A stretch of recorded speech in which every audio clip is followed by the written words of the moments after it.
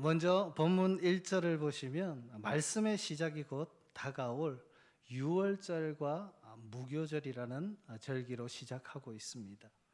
먼저 이 절기에 대해서 잠깐 살펴보면 유월절은 우리가 많이 들어봤는데 무교절은 좀 생소할 수도 있을 것입니다. 이 무교절은 유월절에 이어서 7일간 행해지는 절기를 말합니다. 이전 농경민들은 누룩 없는 빵을 먹으며 순례하던 절기였습니다.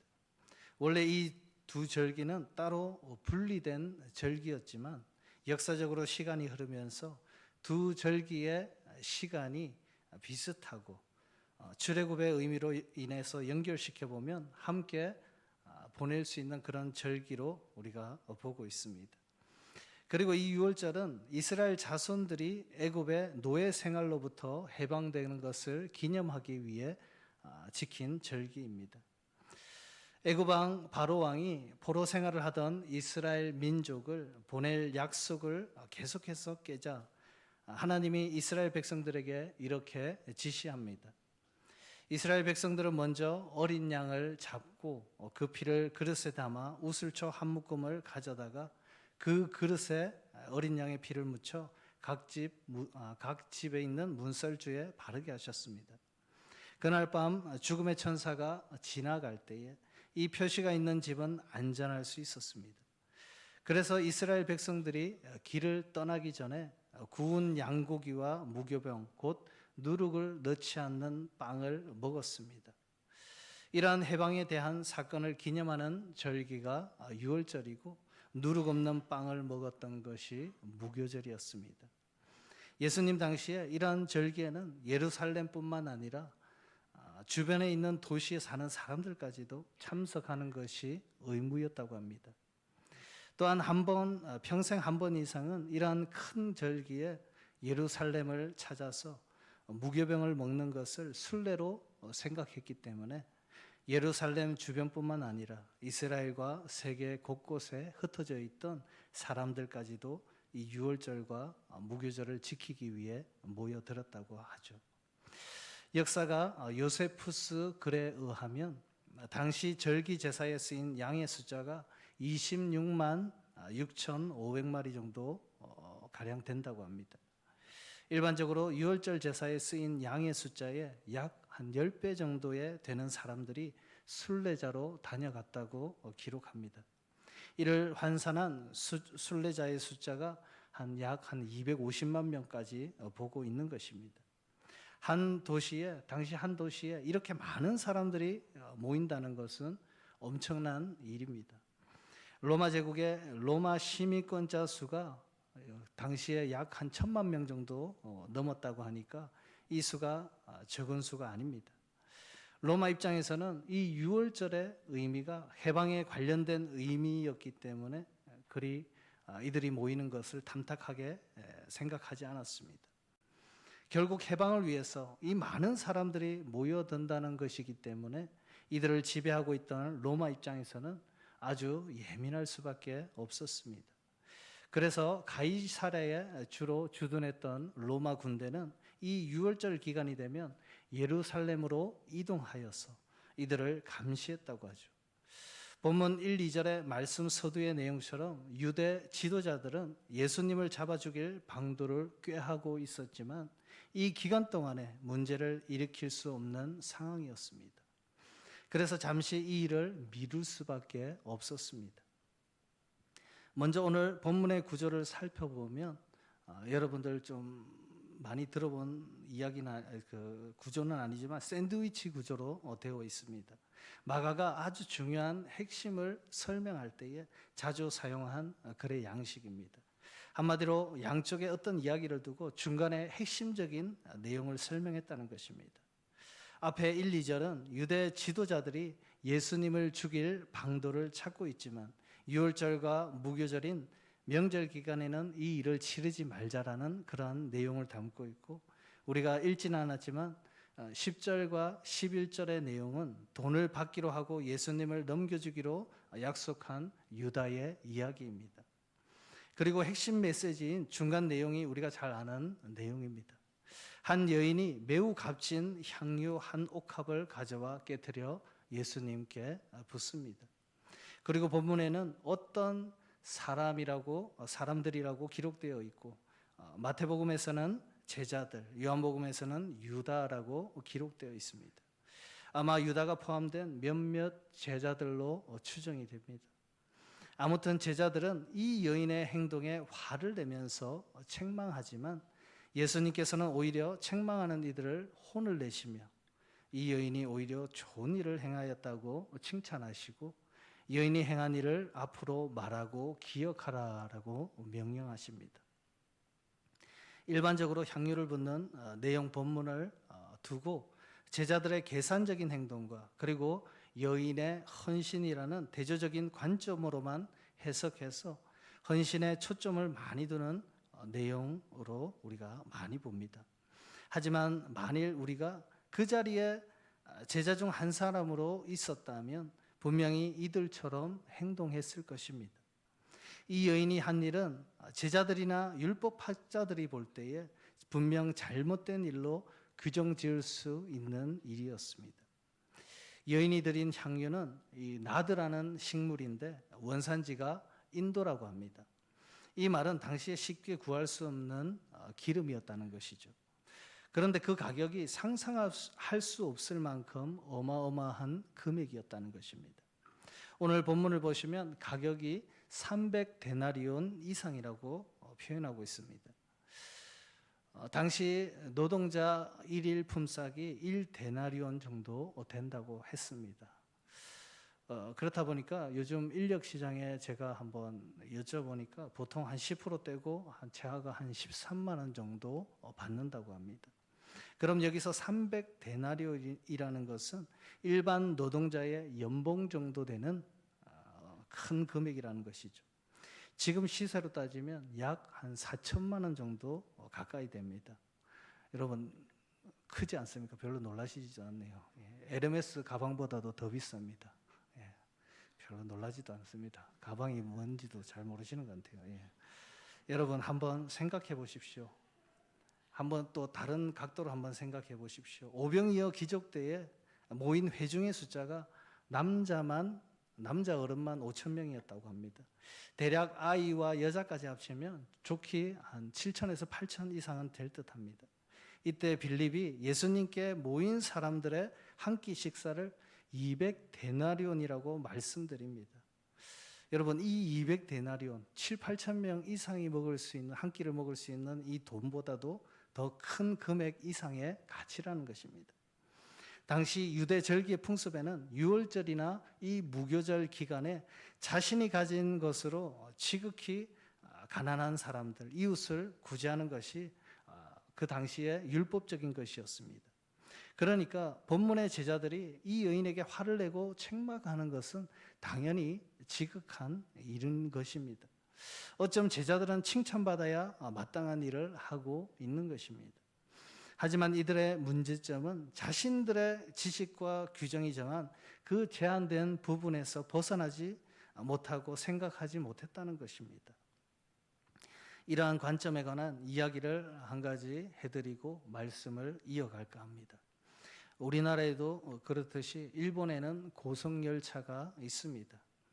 동일본 여객철도라는 회사에서 운영하는 이 고속열차는 시속 320km를 달리면서 연간 발권량이 60억이나 될 만큼 다른 교통수단보다 압도적인 우위를 자랑한다고 합니다.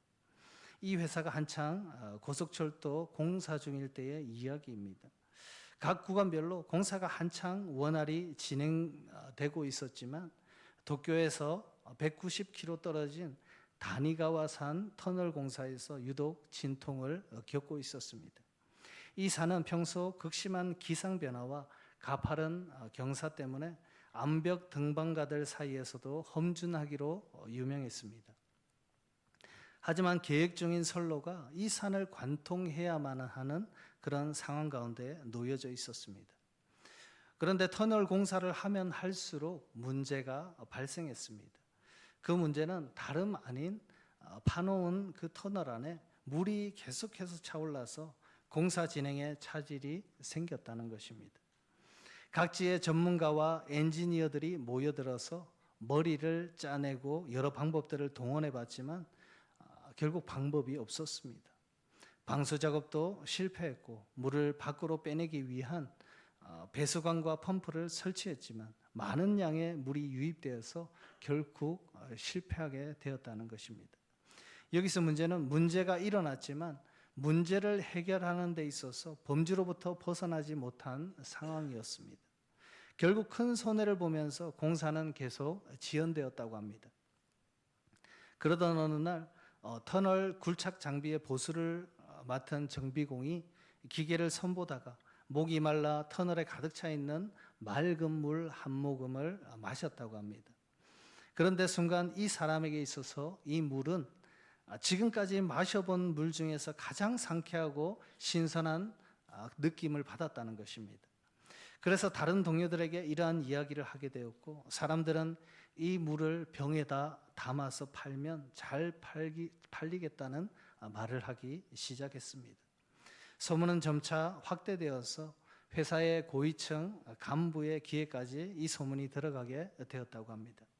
그래서 결국 일본에서 가장 유명한 생수인 오시미즈 워터 생수가 탄생하게 된 것입니다. 알고 보니 오랜 시간 산을 덮은 눈들이 지층으로 스며들면서 맑은 순수한 물이 지하수를 통해서 한없이 흘러나온 것입니다. 이 물이 판매되고 워낙 인기가 좋아서 판매량은 점차 확대되고 출시 당시에 연매출이 하나로 850억 원에 이르렀다고 합니다. 여러분, 이 물은 엔지니어나 많은 지식층의 사람들에게는 문제거리였습니다. 모두가 물을 문제거리로만 보았기 때문에 어느 누구도 이 물을 더 좋은 해결책이 될 것이라고 생각을 못했던 것입니다. 그래서 우리 안에 정해진 문제나 규정 때문에 갇혀있는 시야는 없는지 우리가 생각해 봐야 하는 것입니다. 다시 본문으로 돌아가서 여러분, 이 절기의 의미가 무엇이라고 했습니까? 하나님의 백성들이 다시금 자신들을 구원하실 주님의 영광을 바라보는 것입니다. 이 여인의 모습이 그러했습니다.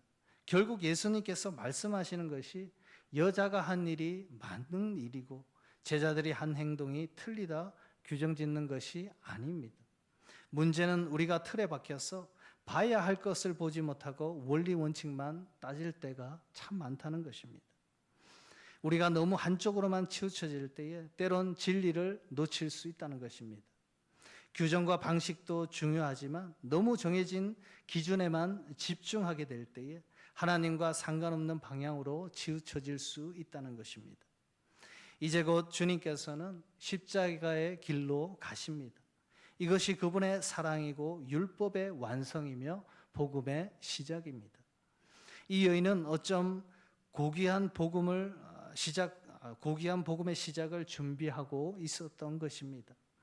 자신이 가진 가장 귀하고 소중한 향유를 부어서 예수님의 장례를 준비하였습니다. 여인이 행한 일은 단순히 향유를 붓는 행동이 아니라 예수님의 고난과 죽음을 미리 준비한 행위였습니다.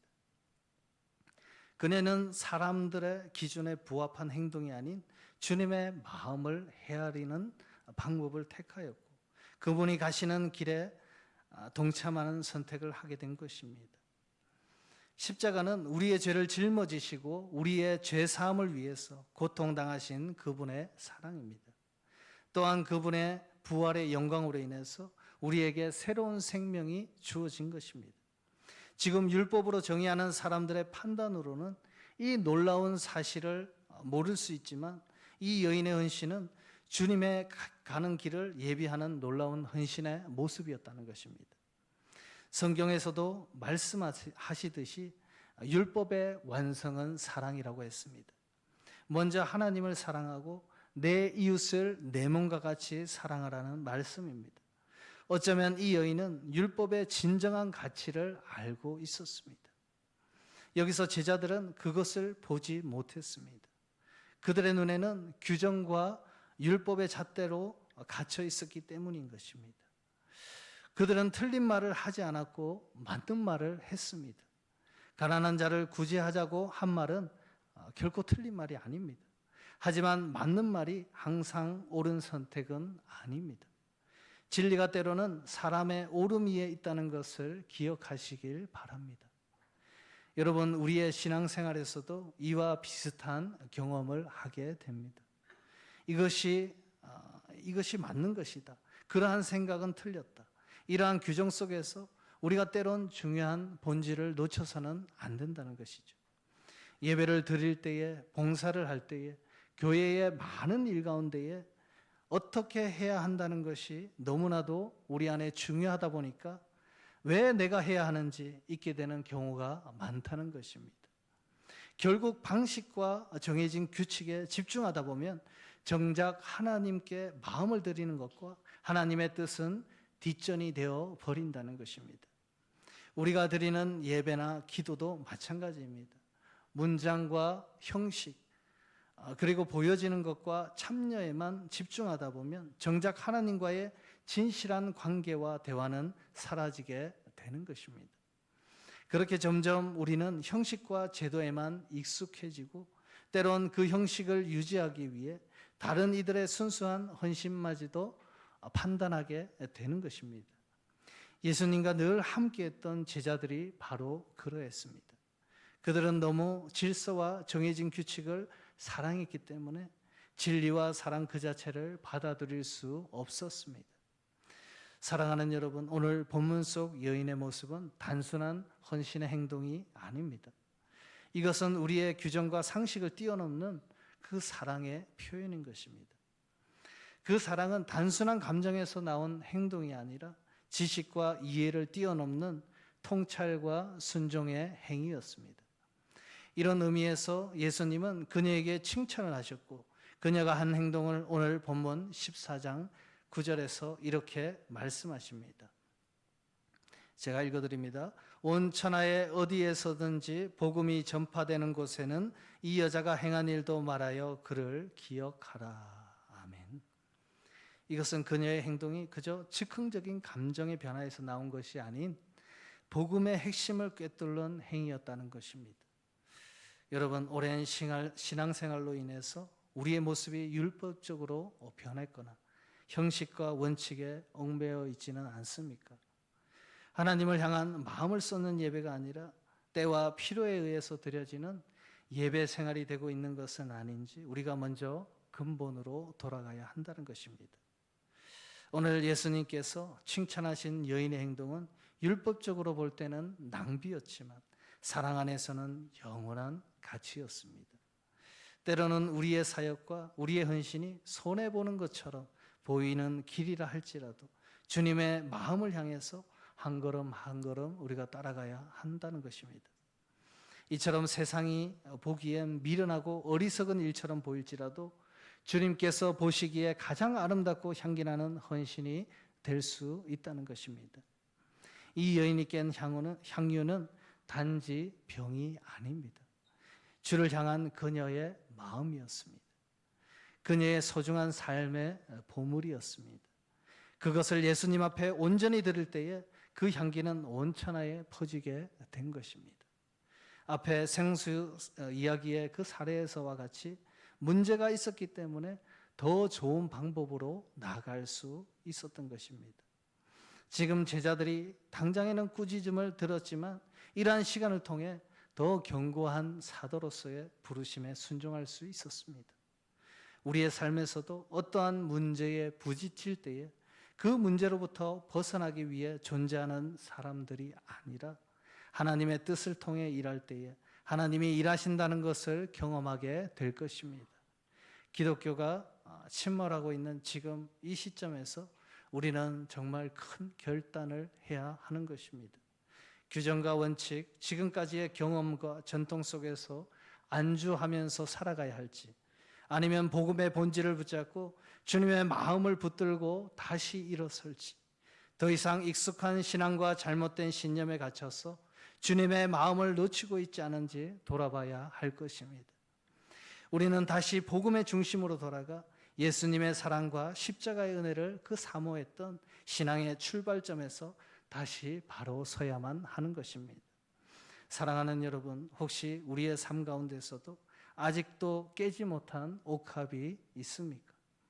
그것은 아직까지 깨어지지 않는 내 자존심일 수도 있고, 오랜 신앙생활로 굳어진 나의 기준일 수도 있고, 어쩌면 하나님 앞에 조차 숨기고 싶은 내 마음일 수도 있습니다. 여러분, 우리가 함께 그 옥합을 이 시간 깨뜨리길 원합니다. 이 시간 주님 발 앞에 내려놓길 원합니다. 2000년 전 예수님의 발 앞에 깨뜨린 이 여인의 헌신처럼 우리의 삶에서도 복음의 향기가 퍼져나가게 될 것입니다. 사랑하는 여러분, 오늘 예수님은 이런 시선을 가진 제자들과 우리에게 이렇게 말씀하십니다. 본문 14장 6절입니다. 제가 읽어드립니다. 예수께서 이르시되 가만두라. 너희가 어찌하여 그를 괴롭게 하느냐. 그가 내게 좋은 일을 하였느니라. 아멘. 여러분, 이 여인의 행동은 율법을 넘어선 복음에 반응한 행위였습니다. 복음은 규정을 넘어서고, 복음은 형식을 초월하며, 복음은 사랑으로 완성되는 것입니다. 마지막으로 우리 본문 14장 8절을 함께 읽도록 하겠습니다. 함께 읽겠습니다. 시작. 그는 힘을 다하여 내 몸에 향유를 부어 내 장례를 미리 준비하였느니라. 아멘. 이처럼 하나님을 향한 우리의 예배와 헌신도 오직 주의 영광을 위해서 준비되어지는 삶의 걸음들이 다 되시길 주님의 이름으로 축복합니다. 기도하겠습니다. 사랑의 하나님, 오늘 말씀을 통해 우리의 시야가 얼마나 규정과 틀에 갇혀 있는지를 돌아보게 되었습니다. 예수님 앞에서 헌신된 모습으로 자신의 전부를 쏟아부은 여인의 이야기를 통해서 진정한 예배와 사랑을 알게 하시고, 우리 또한 이 여인의 모습처럼 내 마음을 다해 헌신하는 자리에 세워지게 하시며, 내 경험과 규정의 틀에서 주의 일을 판단하지 않고 주의 사랑을 먼저 바라보며 나아가는 믿음을 허락해 주시옵소서. 그래서 우리가 문제라고 얘기했던 것들이 주님의 손에 붙들릴 때에 축복이 되게 하시고 기회가 되게 하셔서 오직 복음을 위한 통로로 쓰임받는 은혜를 허락해 주시옵소서. 우리의 삶의 자리에서도 주어진 옥합을 깨트려 헌신된 마음으로 주님께 나아가게 하시며, 복음의 향기 나는 삶을 통해서 오직 하나님께 영광이 되는 삶이 되게 하여 주시옵소서. 예수님 이름으로 기도드립니다. 아멘.